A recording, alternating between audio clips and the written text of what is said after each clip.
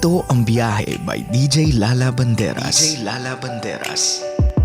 Welcome back to Biyahe and you are still with me. My name is DJ Lala and you're tuned in sa aking programang Biyahe, ang programang sakto, klaro, diretso. Paulit-ulitin natin para masaya.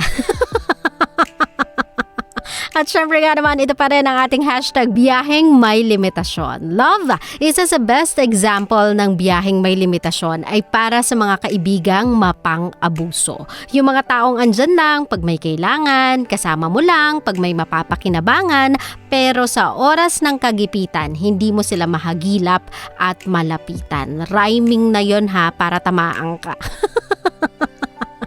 Love, I suggest stop surrounding yourself with fake people. With people na nakangiti sa harap mo pero sinasaksak ka pagtalikod mo. Ang pagtulong sa kapwa ay hindi naman masama, kabisyo. Pero kung napapansin mong parang ikaw na lang ang gumagawa ng lahat o parang ikaw na ang bumubuhay sa pamilya niya sa dalas niyang kumubra sa'yo ng pera, abay, awat na. Hindi ka na nagmumukhang mabuting kaibigan. Nagmumukha ka ng tanga. Trot.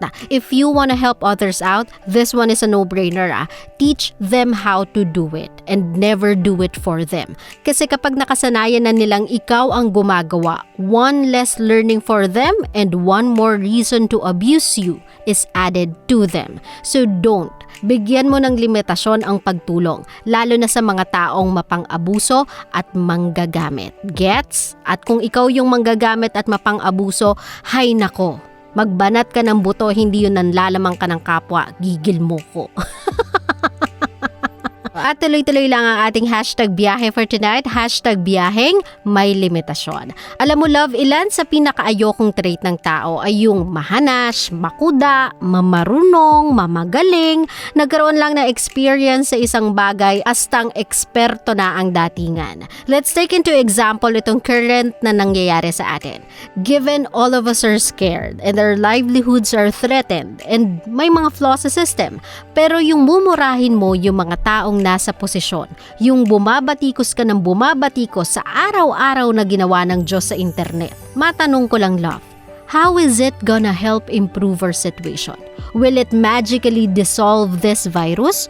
Will it be able to feed yung mga taong nagugutom? Will it be able to provide jobs for those na nawalan dahil sa epidemyang to? If the answer is no, then stop. Stop adding up sa problema and just stay at home. If wala ka din naman maaambag na maganda sa solusyon, wag ka na lang dumagdag sa problema, di ba? Yes, you have the right to express your thoughts, but it should be practiced with limitations. And cursing people, bending the rules to your advantage, creating chaos to your environment is beyond those limitations. So please, again, I know you're scared, but konting tiwala lang love at pangunawa. Which brings me sa aming pakiusap. Love, I know with all your heart you want to help those people na unfortunate, but right now you can do even bigger if you'll just do these. Please, seryosohin ang social distancing. Please, cooperate. Please, sumunod lang muna, okay? At tuloy-tuloy lang ang ating biyahe for tonight, hashtag biyaheng may limitasyon. Love, isa pang mukha ng biyaheng may limitasyon ay sa isang relasyon. Kapag paulit-ulit ka nang nasasaktan sa parehong rason, maybe it's about time for you to realize that it is not worth the fight anymore. Ilang pagpapatawad pa ba ang kailangan mong gawin para maintindihan niyang nasasaktan ka? Ilang beses ka pa bang uunawa para magets niyang nahihirapan ka? Ilang taon ka pa bang kailangan magtiis para ma-realize niyang sumusobra na siya? Love, that person will never realize what he or she is doing hanggat nandiyan ka pa. Hanggat nagpapatawad ka, hanggat tinatanggap mo pa siya. Ginagawa mo lang siyang complacent sa thought na kahit anong gawin niya okay lang kasi hindi mo kayang mawala siya. Love, sabi nga nila kahit gaano kalalim ang salop, napupuno yan. And you don't always have to wait na mapuno siya before ka bumigay. Set your limitations and make it clear to that person. Tandaan mo, hindi ka nakikipagrelasyon dahil gusto mo lang makipaglaro. Pumasok ka sa komplikadong pagsasama na yan kasi gusto mong magtagal kayo.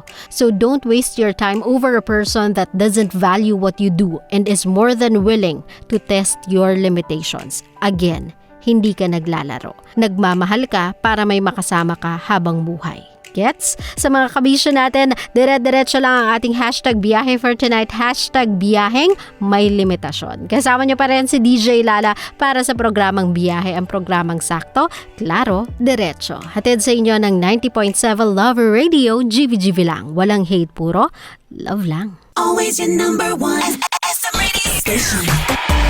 Love Radio. Love, kung natuwa ka sa aming video, i-click mo na yung subscribe button at yung notification bell para naman notified ka sa mga bago naming videos.